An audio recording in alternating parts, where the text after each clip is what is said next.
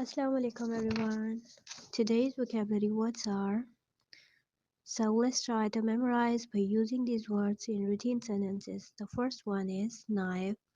It's an adjective. It means innocent, sadalo, masoom. For example, people were naive in ancient times.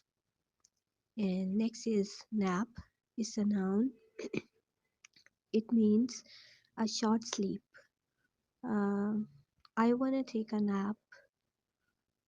Okay. Third one is naturally. It's an adjective. For example, sorry, it means of course. लाज़मन कुदरती तौर पर फितरतन. For example, um, naturally, these words can increase your vocabulary. And fourth word is nearly. It's an adverb. It means almost. तकरीबन, करीब करीब, लगभग.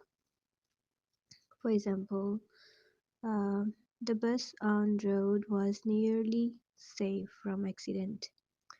And the last word is necropolis. Necropolis is a noun.